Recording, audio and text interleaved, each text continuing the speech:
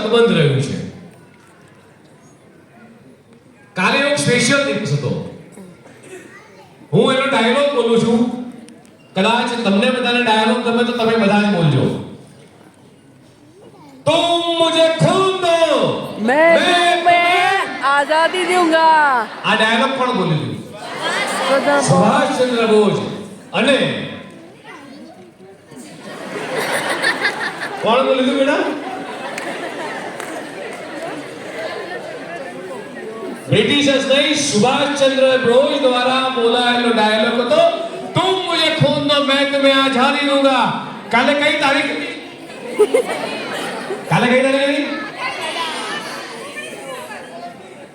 કાલનો દિવસ એવો હતો કે એ દિવસે એ પ્લેનમાં ફ્લાય થયા હતા અને ત્યારબાદ ક્યારેય ભારતમાં કે આખા વિશ્વમાં વણ ઉકેલાયેલો કોયડો છે કે હજી સુધી આપણને મળ્યા નથી. કઈ જગ્યાએ? જાપાનની બાજુમાં. તાઇવાન જતા હતા, ક્યાંક જતા હતા, ત્યાંથી મળી ગયા છે. પણ હજી સુધી આ એક વસ્તુ એવી છે કે જે આપણને મળી નથી. એટલે અને અત્યારે આખા દેશમાં એક ઇવેન્ટ ચાલી, મને ખબર છે આખા દેશમાં એક ઇવેન્ટ ચાલી રહી છે આ શહીદો માટે. કોણ મને કહેશે? ચંદ્રયાન. ચંદ્રયાન કેટલું દૂર છે? ચંદ્રયાન કેટલું દૂર છે? 25 કિલોમીટર. ચંદ્રયાન સિવાયની બીજી એક ઘટના ચાલી આખા દેશમાં ચાલી રહી છે. મેરી મિટ્ટી મેરા દેશ. એનું બીજું સ્લોગન એની સાથે કયું સ્લોગન છે? એની સાથે એક સરસ સ્લોગન છે. આઝાદી કા અમૃત મહોત્સવ તો ખરું જ, પણ એની સાથે મેરી મિટ્ટી મેરા દેશ સાથે નરેન્દ્ર મોદી સાહેબે દ્વારા બોલાયેલું સરસ સેન્ટેન્સ છે. એના પછી મેરી મિટ્ટી મેરા દેશ સાથેનું સરસ જોડાયેલું સેન્ટેન્સ છે. નહીં,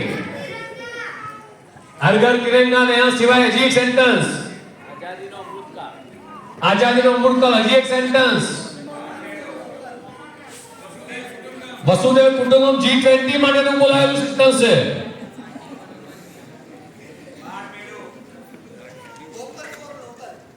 vocal for local sentence corona વખતે આવ્યું. પછી મેરી મિટ્ટી મેરા દેશ સાથે જોડાયેલું એક સેન્ટેન્સ છે.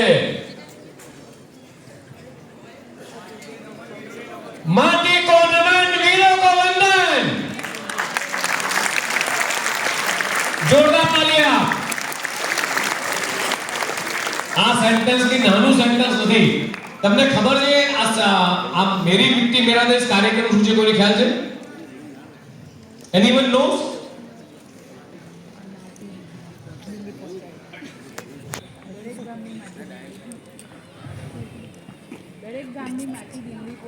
દરેક ગામની માટીને દિલ્હી લઈ જવાની છે. પછી બીજું, દરેક ગામમાં વૃક્ષારોપણ કરવાનું છે. ત્રીજું,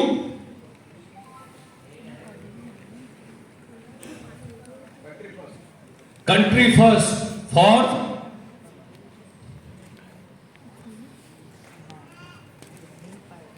દરેક ગામમાં ભારતના તમામ ગામડાની અંદર દેશના યશસ્વી વડાપ્રધાન નરેન્દ્ર મોદીજીએ જેટલા પણ વીર શહીદો થયા છે આખા દેશમાં અત્યાર સુધીના, એ તમામ વીર શહીદોને યાદ કરી, વીર શહીદ હોય, વીરાંગના હોય, એ તમામને યાદ કરી દરેક ગામમાં, ભારતના દરેક ગામની અંદર એક તકતી મૂકવામાં આવશે, એમને શ્રદ્ધાંજલિ આપવામાં આવશે, ત્યાં ફ્લેગ હોસ્ટિંગ થશે, ત્યાં 75 વૃક્ષો વાવવામાં આવશે.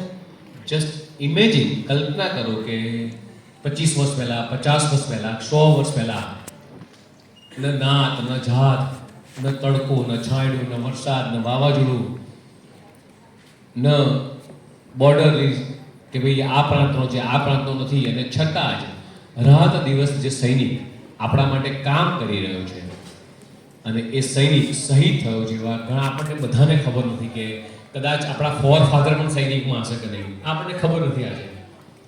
અને બધા જ લોકોને યાદ કરીને નરેન્દ્ર મોદી સાહેબે કેટલું મોટું કામ કર્યું છે કે આ બધા જ લોકોને શ્રદ્ધાંજલિ, સાચા હૃદયથી શ્રદ્ધાંજલિ આપવા માટે ભારતના તમામ ગામડામાં આખી તકતી મુકાશે. દરેક ગામમાંથી માટી, મુઠ્ઠીભર માટી કળશ દ્વારા લઈ જવાશે. દરેક તાલુકા લેવલે, જિલ્લા લેવલે, સ્ટેટ લેવલે, ત્યારબાદ દિલ્હી ખાતે એક મોટું સ્મારક બનશે. કલ્પના કરો આ બધી જ બાબતો. તમને તો સાહેબ આજે આ બાળકોને તારલા માટે કેમ આ બધી વાત કરો છો?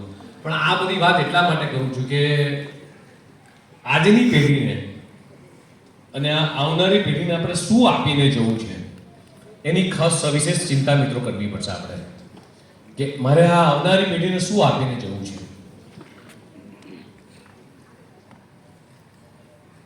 એવી ઘણી બધી બાબતો લાઈફની અંદર છે કે જે આપણે યાદ કરવા જેવી છે, અને એ જો કદાચ આપણે આવનારી આ પેઢીને આપણે આપીને નહીં જઈએ. ભારતમાં પહેલો મોબાઈલ ફોન ક્યારે આવ્યો ખ્યાલ છે કોઈને બાળકો? ભારતમાં સૌથી પહેલો મોબાઈલ ફોન ક્યારે વાપરવાનો થયો હતો? હું વિદ્યાર્થી મિત્રો સાથે આ બધી ઇન્ટરેક્શન એટલા માટે કરું છું કે આજની યુવા પેઢી આમાંથી કેટલાના ઘરે સફારી આવે છે આજે? સફારી કોઈના ઘરે આવે છે? અત્યારે ગૂગલ થઈ ગયું આપણે ઇઝીલી, એટલે ગૂગલમાં બધું સર્ચ કરીને મળી જાય છે.